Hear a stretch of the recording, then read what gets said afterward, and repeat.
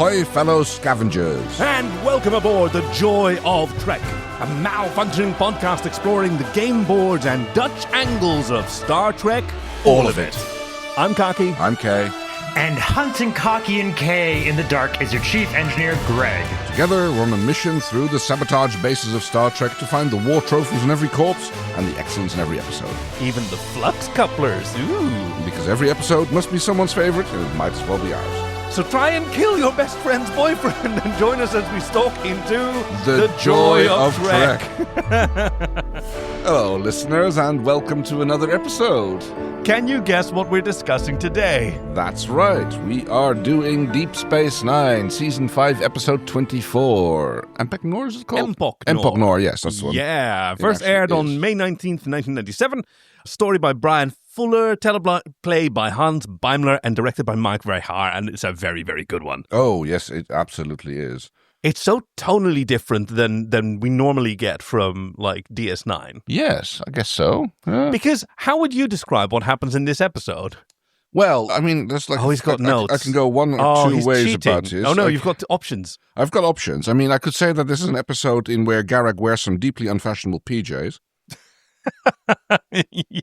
Those are okay. At the very end, yes, he is in Bajoran, like patient garb. I know, right? It's just not fitting with his complexion. I think it's more like saying that Chief O'Brien takes crew out for some live action Laser Quest. Is more no! Of a better episode.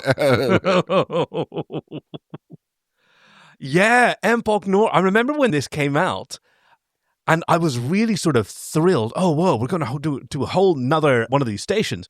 And it was only after the episode was finished that I realized, wait, this is the regular DS9 sets. Oh, but yeah. They turned down the lights a bit. Quite a bit, actually. And they saved themselves. Cluttered it up a bit. And they did that again later for the Ferengi episode, which is, what's it called again, where they go rescue... The Magnificent Ferengi. Also set on Empok Nor, yeah. Except they turned the lights on brighter in that one. Yeah, I guess so. So maybe they've been there in the meantime. Because when I first looked at this episode, the first thing I did was look up whether or not the Magnificent Ferengi was before or after this. Yeah. No, this was the introduction of the Empok Nor space station on Deep Space Nine. And what did other people think of this episode? Oh, Keith, the Candido, didn't like it. He gave it 4 out of, from Tor.com, gave it 4 out of 10. Oh. Zach Handlen, did he say why? No. Oh. Zach Handlen of the AV Club called it creepy, thrilling, and horrifying by turns. The script's only real failing is a refusal to go much deeper on the surface of its premise than tension requires, which I can see. Okay, let's see. Den of Geek ranked it episode 13th best written by Bryan Fuller, which is kind of weird because it didn't tell them how many episodes she did write, so I looked it up. It was 22.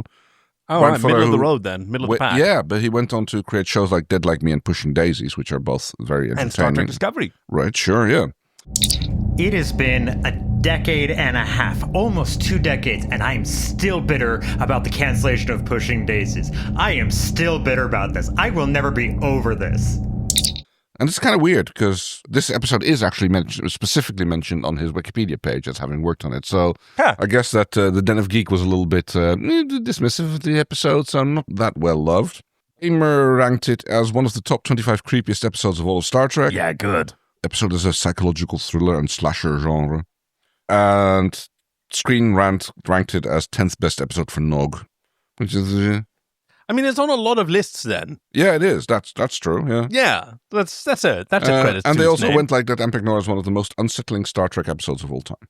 Yeah. Which I can kind of like... I mean, a lot of people get red-shirted, but it's done in a very un-Star Trek kind of way, I would say. Right. Just getting stabbed by people in the dark or stabbed, killed. We forgot to ask the Chief what actually happens in this episode so people have a chance to remember it. Right. Chief!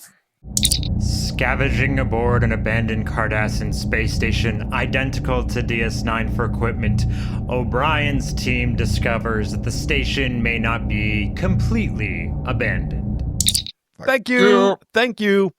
And there's one more person who has a particular opinion about this. Who recommended it to us? Empok Nor was recommended by Nerdimus Prime, who said... I like that name. Empok Nor, like the Omega Directive, is an unusual episode. We have tough characters in Star Trek, we have brave ones, we have smart and sassy characters as well, and we had evil characters, looking at you, Gul Ducat. But Garak, as it turns out, is the only terrifying character in Star Trek. And we put him against the most competent. Oh my. Oh, yes. That is a really good pairing. Because other than, I think this is fair to say, other than Garak and Miles, it's all like lower decks. Sure, yeah. Right? Nog doesn't get a whole lot to do, which is fine. Like it's not about his growth. He is absorbing it because later on in Rocks and Shoals, I think in particular, Garak and Nog are out somewhere, some mission or whatever, and he keeps noticing that Nog keeps walking behind him. And he asks, "What? Yeah, I am never turning my back on you ever." And he kind of likes that. He expects that. Oh, ensign or cadet, there might be hope for you yet. Yeah, that would be a very Garak thing to say. Yes. But yeah, that pairing of Garak and Miles. See, originally it was going to be Garak and Worf in one of the early treatments. But then this story kept bouncing back because, it was a competent script, but it didn't really have a lot of meaning going much deeper than just a series of events. Right. And so replacing Worf with Miles, who is a veteran of the Cardassian Federation War. Right, yes. I mean, that goes all the way back to an episode of Next Generation. Yes, that's right. Where he has to talk down an old war buddy of his. His captain, in fact. That's the one, yes. Convinced that there's a Cardassian conspiracy and is willing to take up arms in order to expose it. And the Federation has to take him out or take him down. The minstrel boy to the war has gone. In the ranks of death you'll find him. His father's sword he had girded on, and his wild harp slung behind him. Land of song, said the warrior bard, though the world betrays thee, one sword at least thy right shall guard, one faithful harp shall praise thee. Okay, I can't hear you over the sound of like 80 people scrambling to go to joyoftrek.links to recommend that episode, which I think is called The Wounded, it might be. Ooh, I have no idea. I once saw an outtake from that episode where one of the Cardassian members of the delegation goes to 10 Forward. And like sits at the bar next to Miles, and these are, they're both soldiers from a war that is now over, and it's very difficult. It's a beautiful emotional scene, but the outtake is from the actual on-set recording. And the Cardassian uniforms there were sort of made of these pleather panels, so it's squeak, squeak, squeak, swish, swish, swish. And the actors couldn't hear each other over the sound of him just sort of shifting on the seat. And Miles keeping a straight face, incredible. I know this pain all too well as a cosplayer. Also, sitting down in pleather pants, awful. Thank you, Nerdimus Prime. Yes. Because yes, it is an unusual episode. It is sort of format breaking. We're not going to have an ensemble piece. We're going to pick two people. We're not even putting them in a shuttle. No, very good point. They get rid of the shuttle pretty quick. And we're going to pit them against each other. Andrew J. Robinson, who plays Garak, he was not super enthusiastic about this. Okay. Because a lot of his career was defined by playing a psychotic killer on Dirty Harry in like the late 70s, I think, or the 80s. And he really struggled against typecasting. Because he's got that kind of... So he didn't really want to go back to that kind of role. No, especially that first iteration where it was like just him going nuts and facing up against Worf. He liked it a lot better when it sort of explored the sort of racial tension. Right. And I guess he has the excuse of it like, he was... What did they call it again? A psychotropic substance. Absolutely. So it was like which actually made him allowed him to act out of character. Yeah. So he could kind of play the Cardassian stereotype without actually being the Cardassian stereotype. Yep. So that's I guess that kind of works. All in there. So yes. Do we have any warp cores to breach or dump? I don't think so. None for me. Oh, let's see. Do I have anything? No, I mean I'm kind of like. They've got this weird obsession with turning the lights on their rifles when they're aiming them, but it's like you notice that like whenever someone is pointing one of the phaser rifles at somebody, they turn on the light. They just had bad flashlights then. You either have the sort of cup, the sort of bowl style that you have to hold your hand up in a sort of eagle claw. Yeah.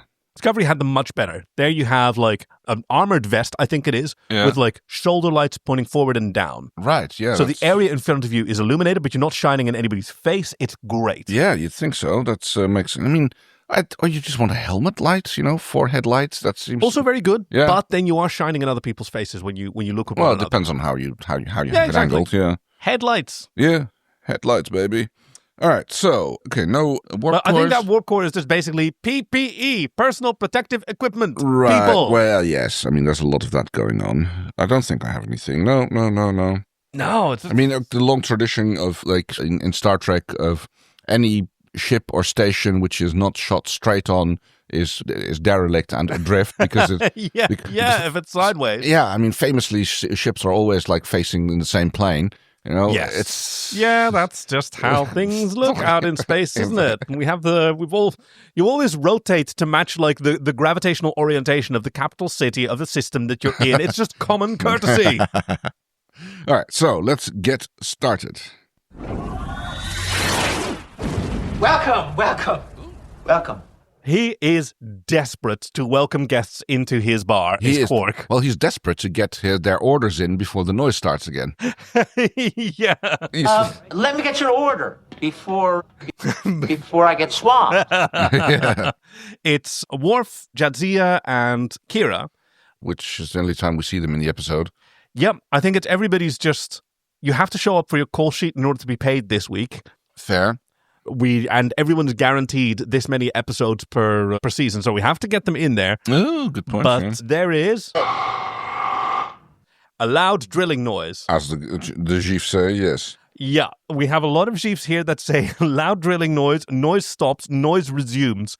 But don't worry, there's no sound effects behind these chiefs. No. And they just went like, take one look at each other and go, let's Klingon restaurant. Yeah. GTFO. It would be quieter. The mythical Klingon restaurant, which gets referenced quite often, but we never actually see it. Oh, yeah, we do. Oh, we do? Yeah, Oh, okay. yeah. We see it a couple of times. There's a very, a full-figured chef. Okay. Who plays... Never trust a skinny chef. Right, exactly.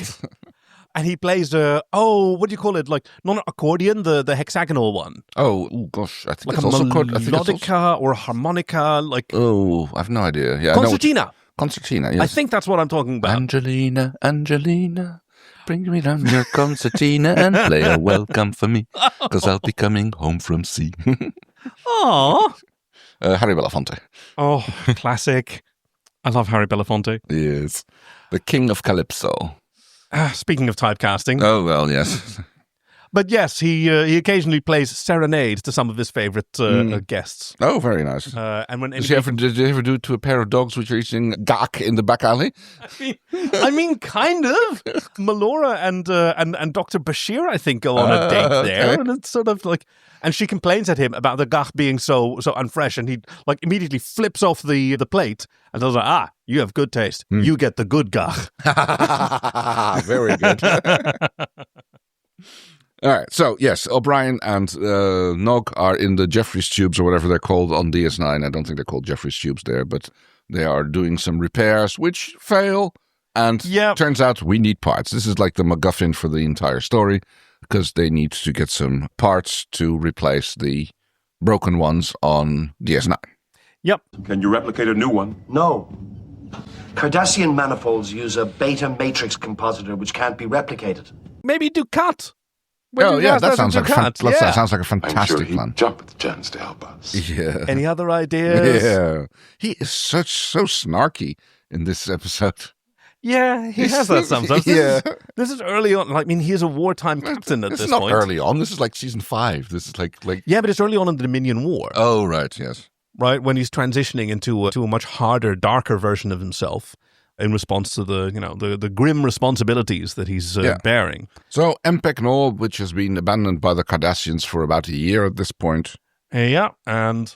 What about Dominion activity in the area? Reminding us that we're in season 5. Right. No, not a lot. But, no, it's fine, says Odo. It's standard Cardassian procedure to booby-trap a facility before abandoning it, and a lot of the surprises they leave behind are specifically keyed to attack non-Cardassians. Which is also something that does not come back at all in the episode. There's not a single Cardassian booby trap in the entire episode. Oh, well, possibly the very first one. What? That they encountered. That's why Garak gets in his encounter suit. but That's we not don't really know for Booby, sure. though. He's just him in the book. Well, yeah, He's disabling the Right. whatever. Like it does come up a little bit in dialogue, How but do you like know it's I not. didn't volunteer? Oh, sorry. Well, yes. I mean, he got voluntold by what's his name? Cisco. Cisco. Thank you. Nothing so coarse. The captain bribed me. Yeah, see, there you go. Yeah. That's much better. Well, I mean, it's like there's something because he said like it's quite interesting because like how do you know I didn't volunteer? And then he claims that he bribed me. But then as soon as they get there, he does volunteer to be the first one out the airlock because it's like apparently keyed to Cardassian only. So I'm the only one who can do this. So now the main conflict is being set up. Yeah. Because while this is a psychological thriller, I'd even call it a horror. Right. Yeah. Based on like I learned the definition of horror involves being relentlessly pursued by a malevolent force. Okay. Yeah.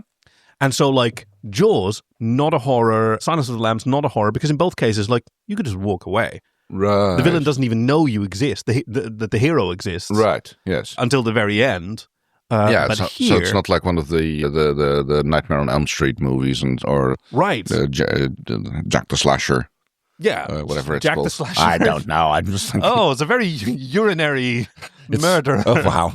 That's the one where they use the Kirk mask, which is painted white. Oh, Friday the 13th. Jason Voorhees. That's the one, yes. Jason Voorhees. Oof. Wow, that's going to go over there. It's great. If we say naughty words in Dutch, then the chief won't bleep them. No, instead you just say something that just makes my eyeball twitch and just makes me like lose my sanity a little bit because no, Jason Voorhees is the Friday 13th movies with the hockey mask. It's Michael Myers who is the one with the Shatner mask from the Halloween movies. If I didn't, you can hear how flustered I am. If I didn't correct it, it would drive me crazy, and I'm sure it would drive other people in the audience crazy. So no. I had to clear that up there. Anyway, here.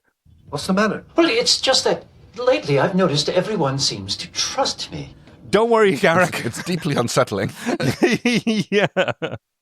Don't worry, you won't have to get used to it because, we're pulling back the sort of animosity between Cardassians and, the Federation, the Bajorans, and particularly Miles O'Brien. Oh, but, yeah. this dialogue between them sort of fades out as the camera follows instead this young Bolian officer. Right, yes. With a blue face and the line across the middle of his face. Who suddenly comes to the realization that there might be... Booby traps? Ooh, yeah, I should fave that one. That little chief looking. Booby traps? Yeah. Booby traps? Okay. Did you get your booby trapped? Oh, no. Data had his finger trapped, and Bolians have... Booby traps? Anyway, so Nog marches in, like, in full riot gear with the phaser rifle and... Yep. I'm reporting for duty. And he says, "Sir, welcome aboard. Thank you, sir." And yeah, it's like, don't sir me. I'm a fucking chief. I work for a living. It's very well, chief. Because he's not officer, is he? He's NCOs. Yeah, apparently, yeah. Chiefs are generally also referred to as specialists. Yeah, which generally means that don't piss them off because they know what they're doing. They're just, but they don't get saluted by officers. Yeah, no, absolutely not. Yeah. But so that's like a whole rank thing, or at Next least stop, Empok Nor. Yep. And now we open onto this sort of cool game board called a Cardassian game called Kotra, which is it seems to involve like these counters or pieces. I think they're pieces. It's like partially dice roll activated, and Nog is playing it entirely wrong. Yeah. And Garak is so frustrated. Protecting your assets is what got you into trouble in the first place. Mm. And he says, Kotra is not about regrouping or hoarding assets. It's about bold strategy and decisive action. I mean, if you play it as a Cardassian, I mean, who knows that, like, if you have different tactics that they don't also work? Yeah. That's a very good point. It's kind of like in Player of Games by Banks. Yes, Banks, yes. In which the game that they play there is like a stand-in for their entire culture, and they bring in an outside player to like plays it differently. Because and they're not ready for that. Yeah, because you're trapped in your own way of cultural thinking, and in this game there might be different strategies with someone with a different background does not or a different sort of brain physiology is capable of different thoughts. Exactly. But Garak says, Chief, would you like to take on the winner? Yes. I'd love to play Kotra against the hero of Setlik 3. He's like neggling at him. It's like he's trying to get under O'Brien's skin here a little bit. He keeps bringing that up. Yeah. Even before he gets infected with the psychotropic substance. Yeah. And this made me really enjoy this episode because I can totally understand everybody who mentions it's this tension goes largely unexplored, right? The background of exactly the details of Setlik 3. I know that the Federation calls it the site of the Setlik 3 massacre, which is not what they perpetrated, but he is a survivor of that massacre and is apparently also done counteroffensives. Yeah, I was going to say it's kind of unclear who's the one who got massacred there, the Federation or the Cardassians. Yeah, well, when it was mentioned previously, Miles is considered a survivor of the massacre. Right. But I think this is actually kind of brilliant because there is some connection between Garak and Setlik 3. Mm-hmm. Either maybe it's just his Cardassian pride that it was considered, or he has some relationship with Setlik 3 that makes him really target Miles, and he never does anything with it, and he never really expresses what it is here. No. But I think it's fascinating to try and figure out, did he have a lover in the group of the battalion that Miles attacked? I mean, to be honest, I think Garak it's just Garak's default mode is try to get under someone's skin, and he just picks someone and he goes okay, let's see what riles this person, what he can learn about that person. I don't think it's even personal. Ooh. Yeah, you're right, because he's relentlessly charming to Worf, who hates that. He hates it. Oh. Yeah. And Miles would be fine with charm. Right, yeah. So he's no fun there. He's kind of flirty with Bashir, who is who kind of kind of likes it, but also is uncomfortable by it. Hasn't really quite explored that part of his sexuality yet. No. I don't know. Wait, don't stop. No, wait, hang on. I didn't say stop. Yeah. So yes, he picks something for everybody to pick up their emotional situation, and maybe just his modus operandi is keep them guessing, keep them uncomfortable. Yeah, and that will give you the advantage. Oh, maybe there's also a bit of jealousy going on there. Oh. So when you and Dr. Bashir go into the holosuites for hours at a time, yes, you're just repairing them? That's my boyfriend you're taking on holosuite dates every week. You know that, right? We do it for fun. Yeah, I bet you do. I mean, has he at this point already had? Did we already have the Bashir holosuite? The Bashir, Julian Bashir. Yeah, our man Bashir. I don't know where that falls. This is the end of season 5. Chief, when was our man Bashir? So our man Bashir was DS9 410. This is DS9 512. So a season and a half before. Yep. And I'd love nothing more than to play against a man like you. Someone's so intense about that. And as Nog puts it, Approaching Empok Nor, sir. And they're about to dock. They fly in, I'll take us into transporter range. Oh, please don't do that. There might be the booby traps might be triggered by non-Cardassian transporter signatures. Yep, and the airlock has booby traps, which someone will have to disarm before they dock. Mm-hmm. I volunteer, sir. And Garak says, the scanner in the airlock might mistake your enthusiasm as Cardassian. But not your DNA. Yeah. In the airlock, we have him, we have got the one switch that does everything. It turns on the artificial gravity, it turns on the lights. It's just it's just the main station switch is in the airlock where everybody can get to it easily. And this is historical, this moment. This is the first appearance of some form of environmental suit in television Star Trek since 1969. There has never been a full-body personal protective equipment encounter suit depicted in Star Trek television, not movies. Okay. Since Whom Gods Destroy in 1969. There's no Next Generation? Nobody ever wears a spacesuit in the Next Generation? Nope. Okay. Not till the movies. Okay, sure, yeah. This one's from First Contact, which later also appeared on Voyager. Right. And we're also going to get treated to the Type 3 phaser rifle, which also is introduced here for the first time and only time on DS9, and then later also somehow appears on Voyager. Somehow they got upgraded, despite being on the other side of the galaxy. Yeah, maybe they just got the blueprints emailed to them and they replicated and they one. printed some, yeah. Yeah.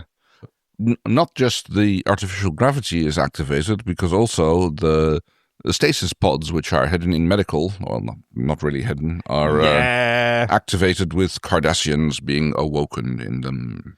Yes, there are these frosty glass tubes in blue light, and we get a cool zoom in, and one of them opens his eyes. Oh no, we're in trouble.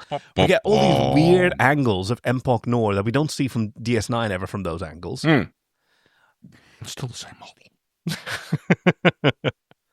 There's a lot of technobabble, essentially, like setting procedures. Miles dishes out orders, like he does the typical company sergeant thing. It's like you this that. He's just dishing out the orders like breaking down the goal into specific tasks and assigning them to people.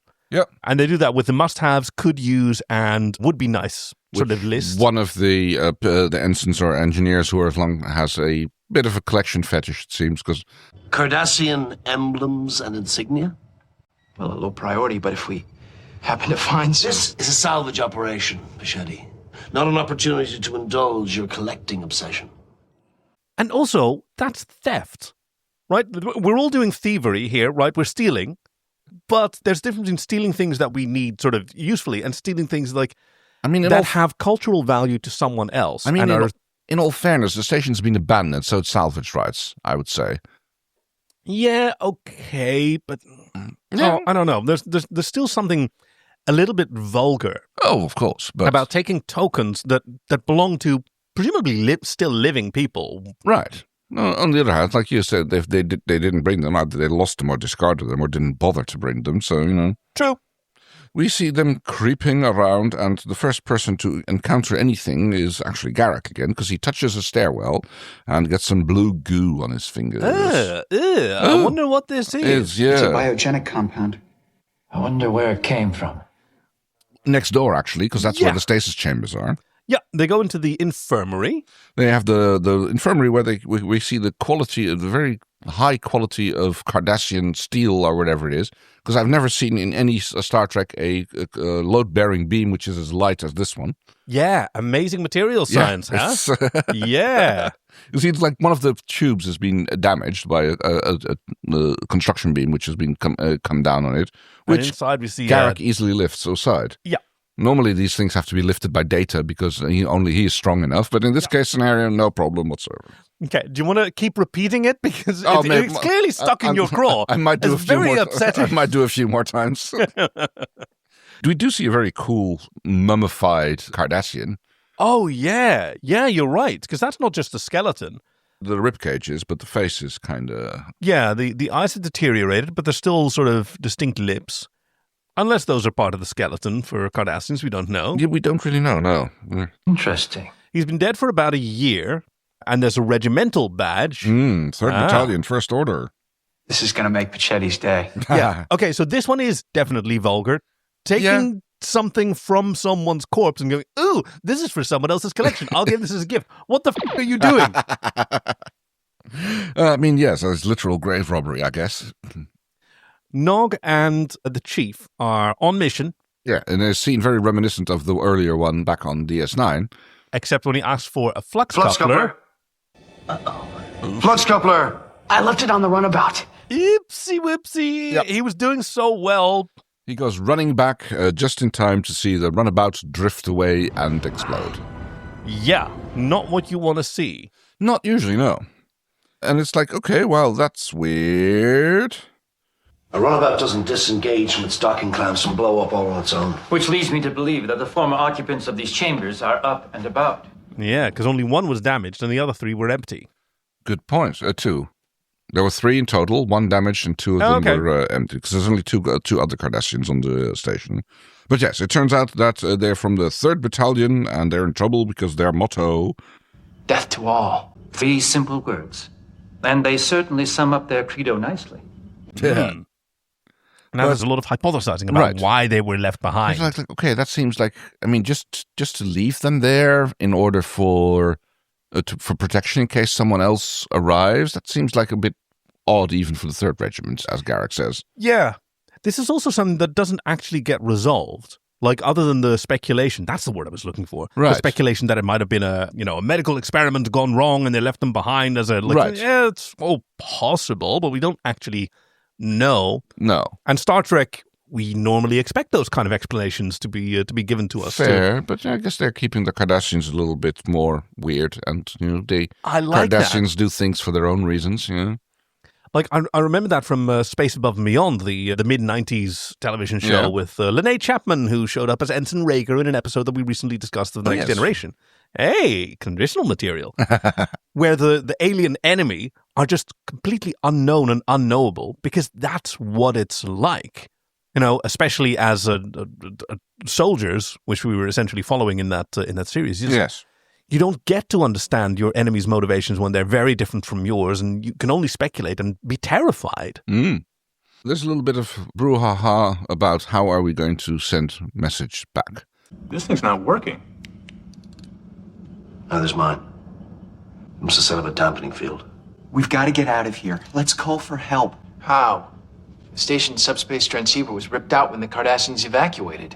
So we're just going to try basically flashing the shields rhythmically, and that's the plan.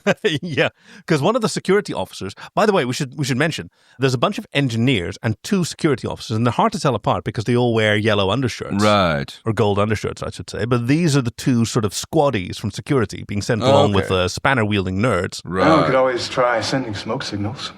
But O'Brien thinks that's a good idea. Brian, oh God. I mean, they're basically red shirts in this episode, so... Yes, they changed the color of the shirts. Right. Well, yes. I mean, obviously, but it's red shirts is still a bit of a cultural term, even outside Star Trek. I know, despite the fact that there've been so many more episodes by now where it's gold shirts who die all the time. This episode, Colm Meaney, or this scene is all about Colm Meaney just like working his way through a bunch of memorized dialogue. Yes. Right. If we could modify the field coils to emit a series of covariant pulses... We could use the station like an old-fashioned telegraph and tap out an SOS. I'll send an SOS to the world. It gives missions to everyone. It gets a lot of dialogue. Like if he was being paid by the word, he'd be making bank. Oh, yes. Like, that's like if you have like more than 2 or 3 lines or whatever it is, then you get like the higher 5 pay. lines, yeah. Oh, if you're a background actor or a non-guest, and you get a credit. Yeah, very important.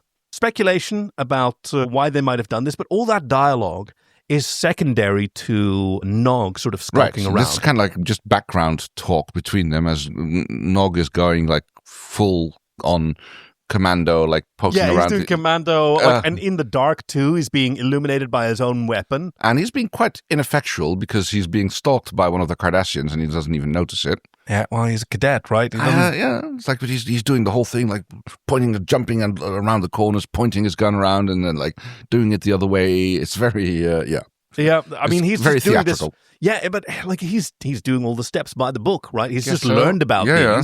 I mean, he's not using his hearing. Covering your angles. No, that's kind of like, I guess, Ferengish are kind of reputed to have very good hearing. Yeah, phenomenal. Which is why it's also weird that they were doing all that super loud drilling without hearing protection. Right. I mean, okay, so like over ear protection for Ferengi is going to be, you're going to need full helmet to get that. Thump. Yeah. Yeah. So, I mean, I guess they just have like really big foam earplugs. Oh, Ferengi earmuffs, I'm thinking now. Oh, that'd be adorable. And this device is used a few times, I think, to really good effect, where there's dialogue that you can sort of follow happening off screen, but nothing really relevant is said. It's just kind of like filler talk. But so the volume is sort of decreasing as you get farther and farther away from them and feeling more isolated. And so then this cat and mouse game that doesn't get resolved between Nog and this. No, it's just like a little bit of signaling that there is a threat going on, which is the Cardassians. Yep. So Team 2, which is, what's it? Petresky I and... have no idea. the human engineer and the human security officer. Oh, well, both the security officers are. Yeah. It's the woman she's played by. Oh, I had that in my notes. The security officer who definitely needs remedial firearms training. Yes. Well, Kathy DeBono, or pardon me. Yes, this is Stoltzov, played by Marjan Holden, who is a real-life martial arts expert in like Kenpo, Judo, like all of that. Yeah. But apparently not markspersonship. Because... Do you mind not aiming that at me? Don't worry. The safety's on. Not the point! Yes. It's Never cross your own! For sakes, like, yeah. They're like, oh, it's safe. It's not loaded. It's like, not the point. But also, like, don't be a pansy. Yeah. It's like... I'm not touching you. I'm not touching you. Yeah, it's like, sorry. I'm not shooting you. No, I totally agree. But I also think it's terrible that they don't get fitted with, like, headlights, shoulder lights. Like, the only light that they Overalls. have. Yeah. Gloves. Yeah. PPE. Raincoat. PPE. That's right. That's my chant here. Back in the Rebel Air days, it was all about droid rights. Now it's PPE. God damn it. Kaki, you were also all about OSHA violations in that. And I think Starfleet has some of the same OSHA violating processes that the Imperial had. Maybe it's just hard to have OSHA in space. So, one of the biggest lies ever is told here, because like in the, you can see it in the subtitles, which is the sound of... Does this work?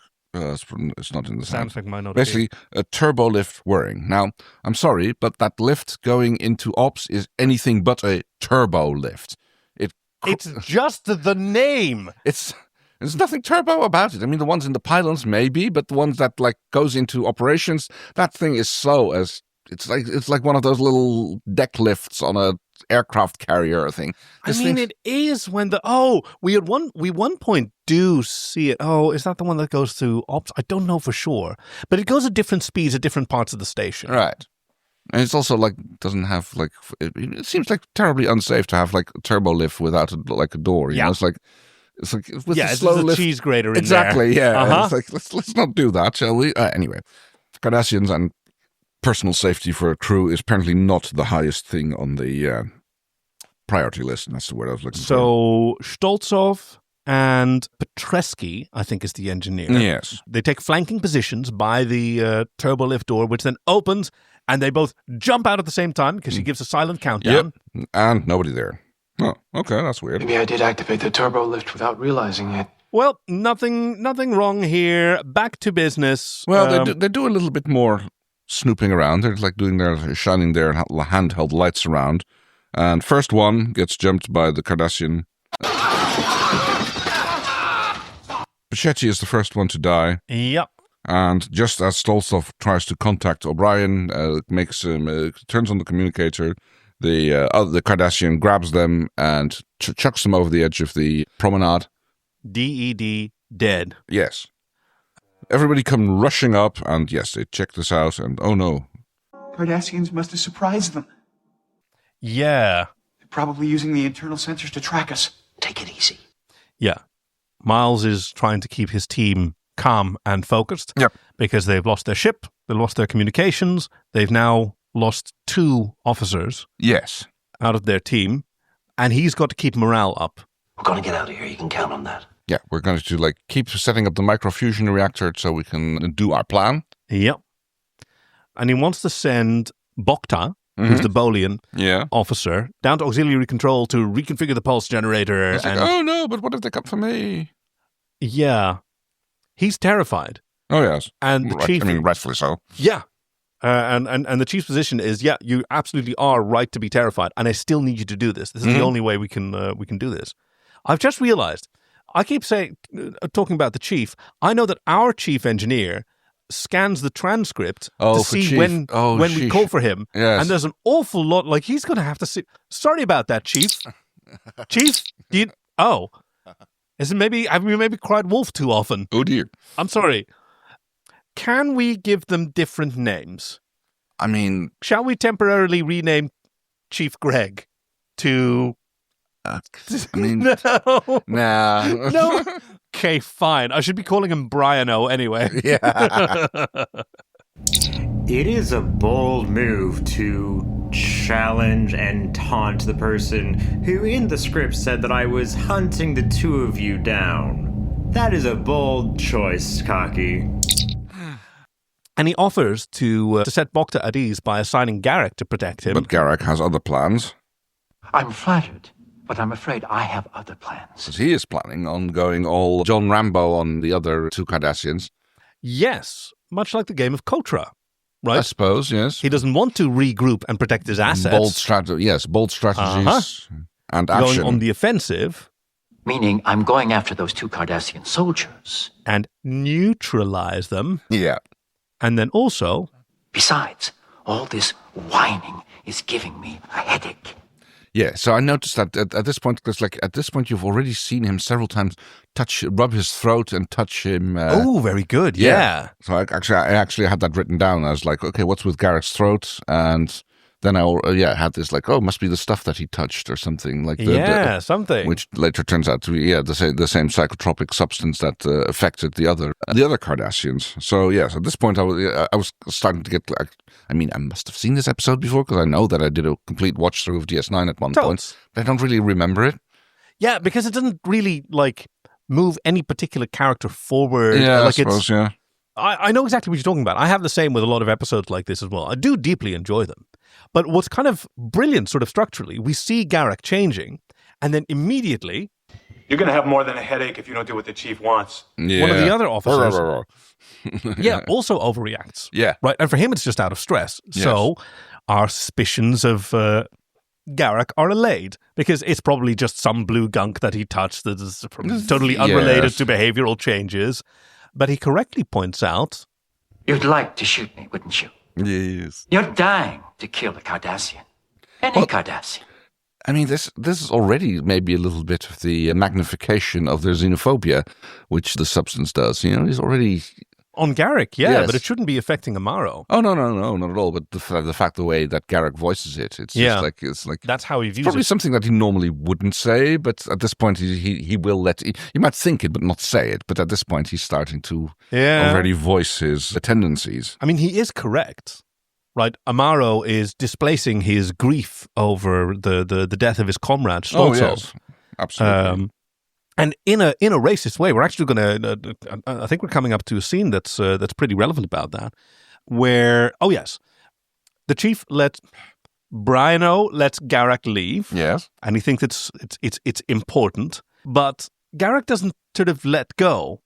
Why don't you come with me, Chief? Yeah, kill a few Cardies. It'll be like old times. Yeah. He's still picking at him as well. No such thing happens. They go all do their thing. And we see a shot of one of the Cardies sneaking around looking for them, going through sickbay for some reason. Yes, well, that's what Garak is. He's trying to gain access to this or that and get... Denied. Access. Denied. Don't you know how to say anything else?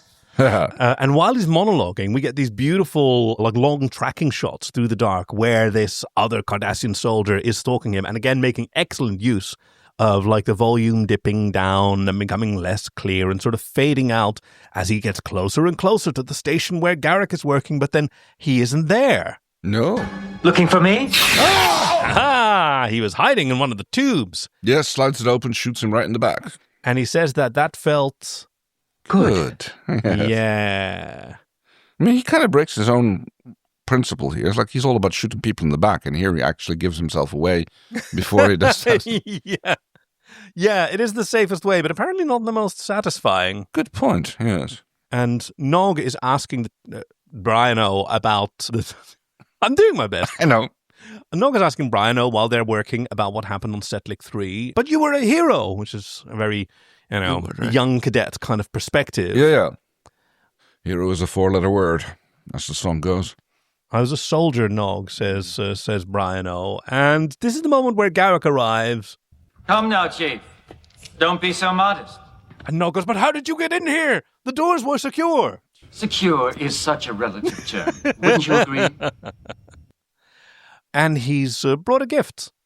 handing a regimental... Another regimental badge like the one on the dead guy before. Yeah.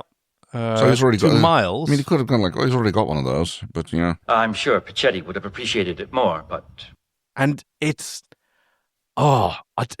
I don't know if Garak's doing what I think he's doing, which is, like, he finds this incredibly distasteful. And, like, this is sort of an insult, right? This is what you people like, isn't it? You want trophies for dead soldiers. Interesting. I didn't really clock it that way. But I don't know for sure. But it's entirely possible. Right.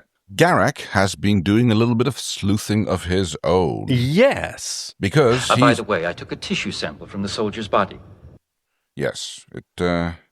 It seems the unfortunate soul had been given a massive dose of psychotropic drugs. Oh, must be nice. I mean, yes. I mean, if that's your thing. The drug's protein structure seems designed to amplify my people's xenophobic tendency. Yeah, that must not be hard then. Well, I mean, is it possible? I mean, like, the larger something gets, the harder it gets to amplify it. Like, it's already quite a lot of it, so... Yeah. This one goes to 11.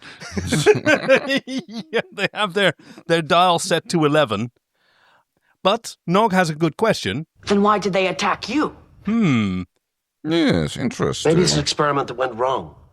And that's it. That's as far as we get with the speculation. Absolutely, they were left behind, they were uncontrollable, and Garak says... I'd love to stay and hypothesize all afternoon, but once I've set my mind to a task, I hate to leave it unfinished. I've got another one to kill. Yeah. And Brian gets up and really gets in Garak's face. That's not the face of a tailor. Yeah. And he goes, I'm not a tailor. Yes. Not for the moment, anyway. I mean, yes. I mean, we've already had him admit to other roles in the past. Yeah. And Brian doesn't do anything about it because, that we can't add another sort of battlefront that may turn out not to be a problem. He is doing us a favor, hunting down the other enemies while we're focusing on getting a distress signal. With his problem later on. And now we have another stalking scene. Where Bokta, the Bolian officer, and Amaro, the human officer, are talking amongst themselves about a suit that Bokta once bought from Garak that was too short, and he was angry about it. But if I'd known he was so dangerous, I never would have complained. And all this time, we see Garak there. He's sort of rubbing his hands together. Usually. While off in the background, Amaro was talking about Stoltsov, that they were at the academy together and was a sparring partner. She ended up taking me down so hard it knocked the wind out of me. And while this is all happening, there's a very interesting moment, and that's this line. Spoonhead gives me the chance. Maybe I'll just try that out on him.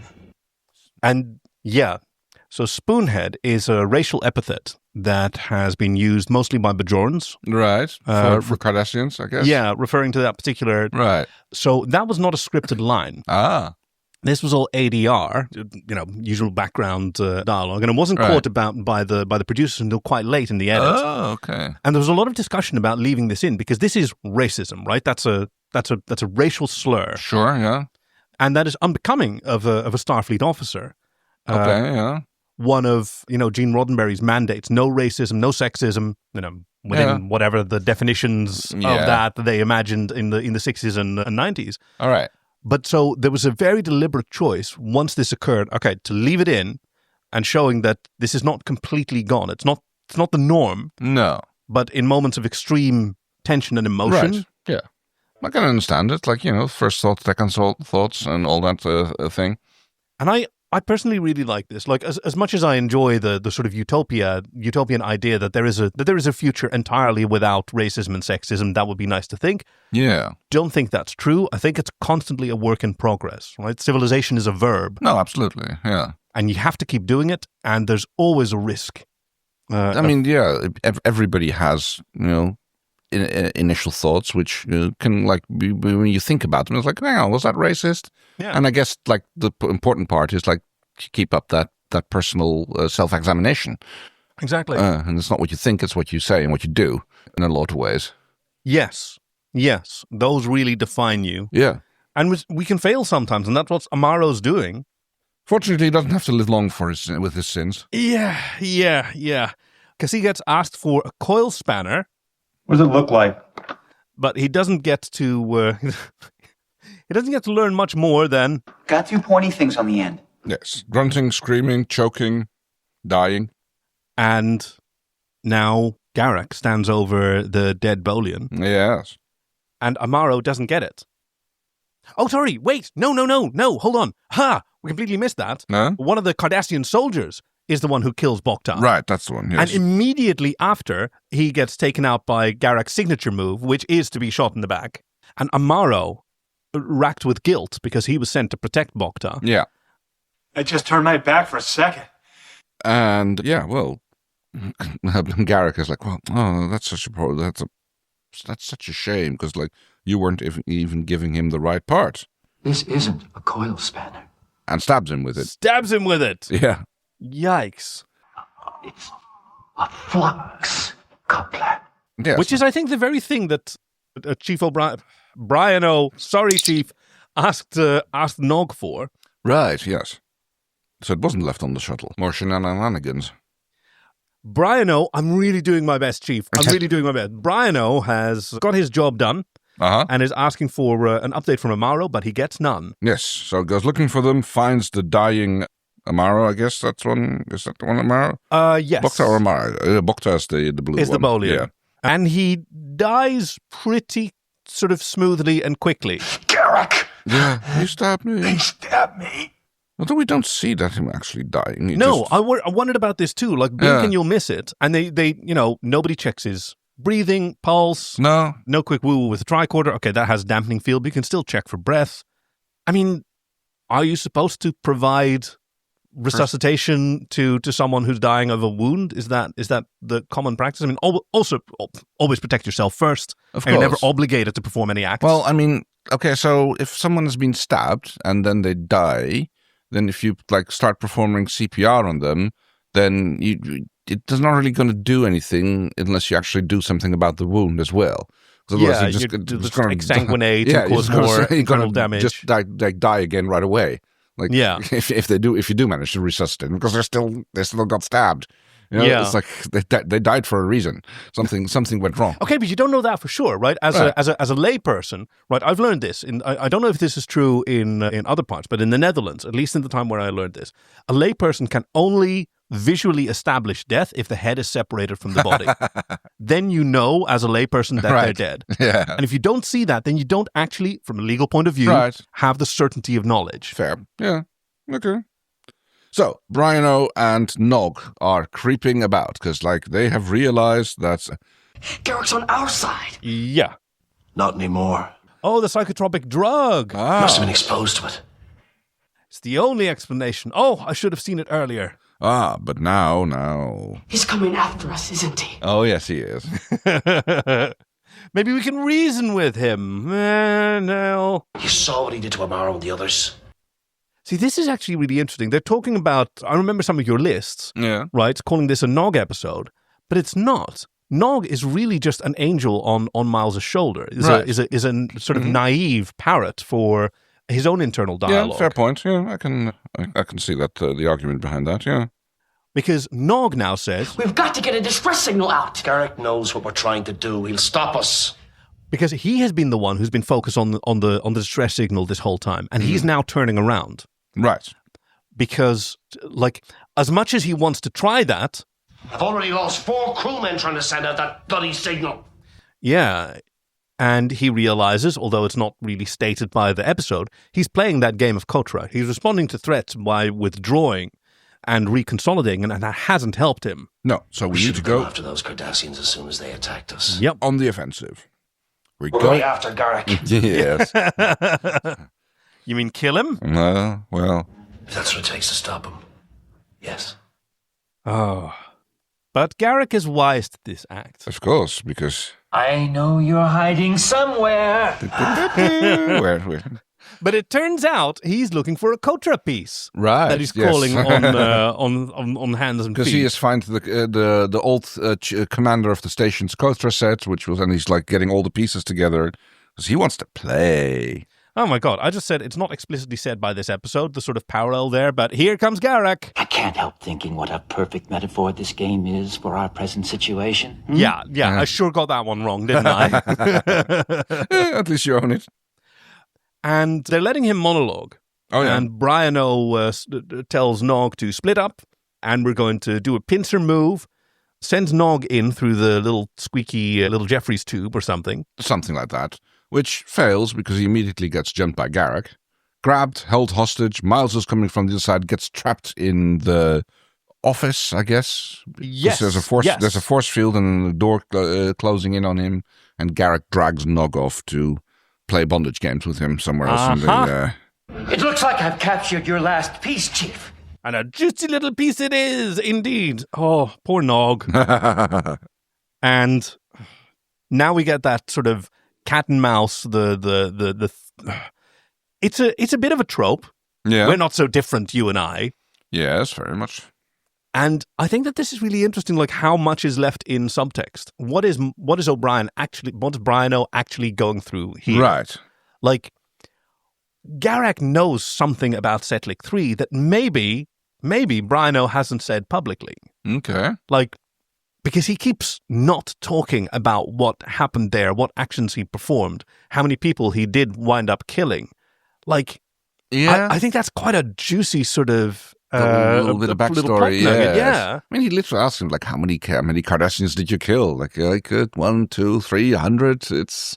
Yeah, and he can't remember. He's lost count. Or he won't say. We don't know. I mean, maybe he knows exactly how many it was. Maybe it's through dishonorable or even illegal means. Yeah, right? Because even in war there are there are no-go places. But yes, I mean, Garak is still talking to him. It's like, you're a killer. Admit it. Yeah. And at the same time... But I'm enjoying myself. This is the most exciting game I've played in years. It's not a game. Oh, but it is. And the best thing about it is that it brings out the player's true nature. Because that's what he's apparently really interested in. Right. So even while he's gone fully psychotic, this part of his brain is still active. This curiosity. Yes. Like trying to... I think you're quite right. Trying to see if he can trigger behaviors in other people that he wants in order to reveal more about themselves. Yes. He's always an interrogator. Oh, very good point, yes. But, yes, eventually, Bryan has had enough. All right, Garak, you want to finish this game? We'll finish it. Yeah. And, Nothing yes. would give me greater pleasure. We're saving that GIF for responses to something or other. We will meet face-to-face on the promenade, no weapons. Yeah. Which they both of them promptly ignore. Yes. Which, you don't play a player. No, very true. Garak has set up the promenade as a sort of gallery of horrors, almost like he's the Joker teasing Batman. That was weird. Like suddenly all the bodies have been kind of like strung up there for Bryan to find. And specifically in places that he's going to stalk through. Like Garak is showing that I've predicted your exact path. Right. Oh, I hadn't considered that. Yeah. Because we see Bryan actually doing light and sound discipline quite well. Like he turns the light on when he needs to see and turns it off when he doesn't, like reducing the risk of being seen himself. Yeah, fair. Until finally he comes upon Garak holding young Nog. Oh, delightful, innocent young Nog at phaser point. Oh no, she's yeah, it's not. Nog is no Felicity Goodboot. I thought we agreed. No weapons. Yeah, sure. Uh-huh. What's that in your hand? Well, how did this get here? They go for fisticuffs, or more likely, I don't know, they both go for some weird tiger claw stance. I know, it's so weird. O'Brien disarms himself. Turns out he's brought a tricorder and some extra phasers, which he sets down very carefully. Naughty. I'm gonna save that one as well. And he says that he's tempted to end this right now. But that would be depriving myself of too much enjoyment. And I'm gonna save that also for a Garak episode without Bashir in it. There's an awful lot of juicy dialogue. I mean, Garak will be Garak, And so Garak has this, the sort of tiger claw stance, which is really bad. Oh, Bryan does the same thing. I noticed, yeah. Because, I don't know, maybe this is something that he's learned from hand-to-hand combat with various Cardassian soldiers. Sure, yeah. has found it to be an effective martial art that they practice, or at least, You say effective, but he's not very good at it. He kind of gets, owned by Garak. Well, see, he's playing a different game. Yeah. Right? He's not trying to take out Garak. He's trying to be beaten in the right direction, in the direction of his pile of goodies. Right. Well, and actually, away from it. And then as soon as Garak steps up, he touches his comm badge, which sets off the pile of phasers. Yep, because Garak teases him. Maybe you're not a soldier anymore. Ooh. And Bryan says, I'm an engineer. Beep, beep, beep, boom. Yep. And do we have sound effects here? Oh, yeah, we sure do. Oh, that works fine. And Nog is all right. And yes, because he was just tied up and Felicity good boobing this scene. They check. Is he dead? Did you kill him? Asks Nog. No. No, I didn't. Good, because we kind of want to see more of Garak. What a shame if they accidentally killed him off. And entirely off screen, they're now back on DS9. The situation is resolved, yes. Presumably they got their smoke signal out anyway, and a shuttle pod was sent. While they were waiting for the shuttle or the runabouts to come by, they got the parts that they needed. Everything's been taken care of, and Bashir has...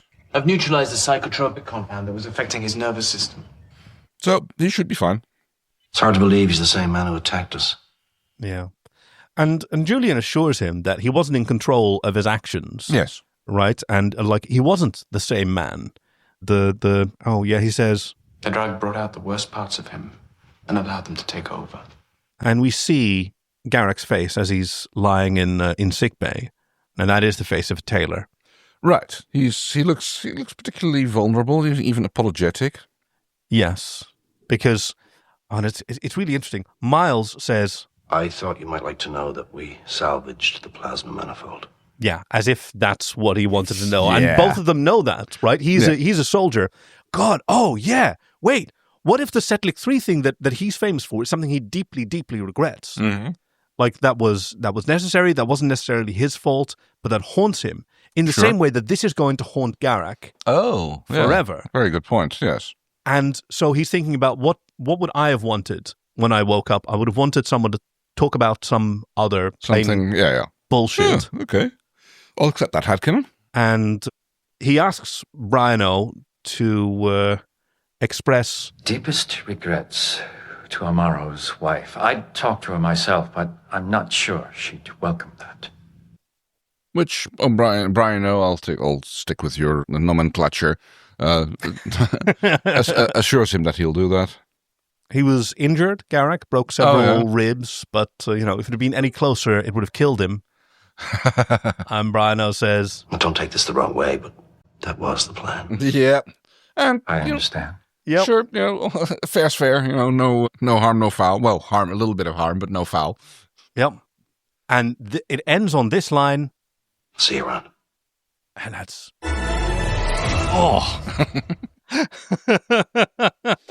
And scene.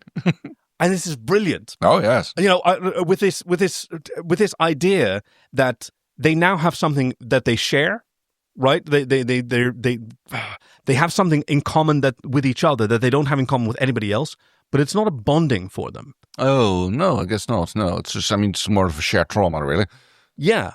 And it doesn't bring them together, right? Which normally you get with these kind of stories. They still very, very much want to be on their own. Yes. And see you around. They just really don't interact with each other very often, and they just want to ignore it, which is fascinating. That's absolutely valid. So, what did you think was so fucking cool? Bryan. Yeah? Yeah, I think he was an exceptionally competent person, right? Which I like that Nerdimus Prime, who recommended this episode, pointed that out. If there's anyone who do you describe as the most competent, it would be Bryan. Right. Well, maybe... Oh, what's his name? Jazia? Oh, no. Rom. I mean, he is. He is excellent, I would say. Competent is maybe... You see how he keeps the holosuite running? Oh, yeah, no. Oh, absolutely. Yeah, I really like an episode about Bryan, and usually, yes, make the Irishman suffer. It's a bit of a trope. But this was... I don't know. He showed his strengths, and I really see him as a man who's been through things like this before, and he hates it every time that it happens. Yeah. And he barely makes it through, but he does survive. Yeah. Oh, you very know, good point. he's a sort of counterpoint to Nog in that regard, who doesn't have any of these experiences. Not yet, at least. How about you? What do you think was so cool? I'm going to take the easy route and go with Garak. Yeah? Yeah. Yeah, as much as he didn't want to be typecast, he is just really good at playing the psycho killer. Qu'est-ce que c'est? Oh, I think this gives the psychotropic substance gives him an excellent opportunity to play that and still stay keep it out of character. You know. Oh yes.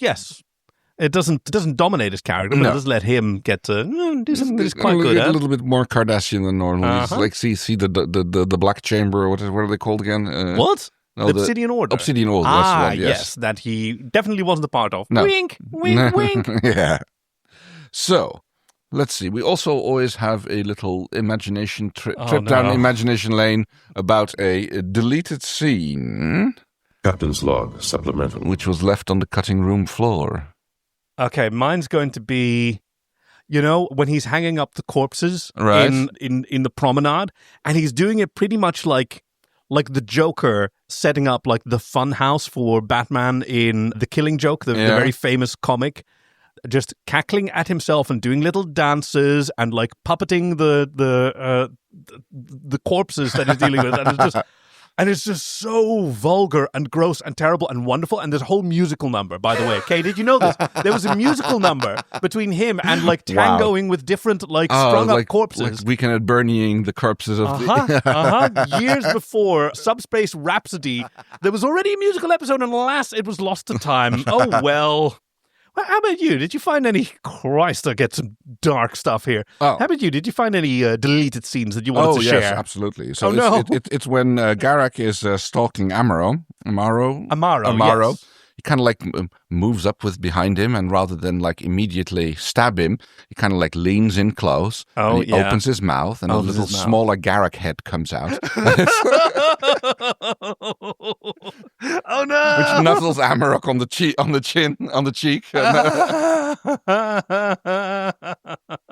Get away from her, you bitch! Woof. Yeah, no, these are really difficult for an episode like this. I know, right? We're going to maybe think about whether this format is sustainable on the long term, but woofs.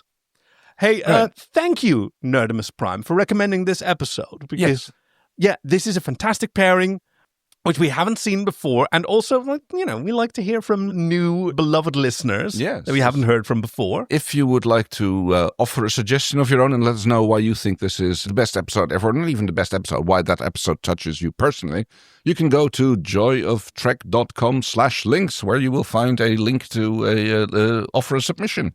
Yep, you'll also find a link to our Patreon if you want to become a lemon-stealing whore and find out in, I think, the second Patreon-exclusive episode why we call them that, which I think some of us have already forgotten ourselves. Yeah, every month we do a little get-together. We clear up the temporal vortex, and the three of us ignore an episode of Star Trek while we sort of chat with each other and geek about Star Trek or non-Star Trek sometimes as well. So, we will then have to move on to what is going to happen next time on an all-new episode of Star Trek. And our chief, the chief, has left us a bread trail of crumbs. No, crumb trail of bread. No, wait, whatever. Sure. You know what I mean. Sure. Little hints at which episode is going to come up next time. Here's clue number 1. Maybe we better talk out here. The observation lounge has turned into a swamp. Oh. Huh. I have an idea. I have an idea what it's going to be. Okay, Observation lounge, yeah. Okay, who has observation lounge? I mean, that sounds like a Next Generation. That sounds right. Right. Yeah, that's clue number 2. We have been receiving reports from the rest of the ship. Part of Deck 12 is now an aqueduct. Okay, this sounds like a Q episode. I mean, it vaguely rings a bell, but I can't really place it. You already know what it is. It's so much worse. Yeah. It's so much worse. Counselor, music is a collection of acoustic vibrations. How can I reproduce a sound with clay? That's a data line. With clay, indeed. Geordi, what does it feel like when a person is losing his mind? Daisy, Daisy. No, that's not a clue. That's just me doing a little joke. Right, yeah. You're not speculating anymore. Are you no, lost? I mean, it's clearly Next Generation, but I can't, it sounds familiar, but I can't really picture the episode in my mind, so, yeah. Masaka is waking. Yeah, come on. No, sorry, still not. Masaka is waking. No? Okay, one more clue. You're going to get this one. I mean... Do you understand pain? Death? That is all you need to know of Masaka. It is what she is. It's clearly... no, I can't. No? I can't picture the episode. It just will not ring a bell. Okay, picture the episode, giant throne room on the Enterprise with Data sitting in uniform, sitting on a throne, wearing something on his face. What do you wear on your face that depicts something else? A mask? Ah, very good. You got it. Here. Okay. The episode is TNG 717, Masks. Right. Honestly, do not recall it. Okay, well, I do. It's bonkers. All right. It's one of the episodes that I loathed when I was a young man and thought that Star Trek should be hard science and should only be doing things that make sense. And I really, really love conceptually as an adult. I've not watched it again in many years. I'm super excited to see it again. Fantastic. Which leaves us with only one more thing to do. I'm leaving Starfleet. Energize! We hope you've enjoyed this week's episode with your friends Kay and Kaki, production and editing by your chief engineer Greg, and music by Fox Amore. Join us next week for The Adventures of Proton Jr., the fanfiction reading, followed by TNG 717, Masks. Visit joyoftrek.com/links to send us your recommendations, support us on Patreon, or find us on Blue Sky. We'd love to hear from you. Thank you for listening to The Joy of Trek, and we'll see you out there.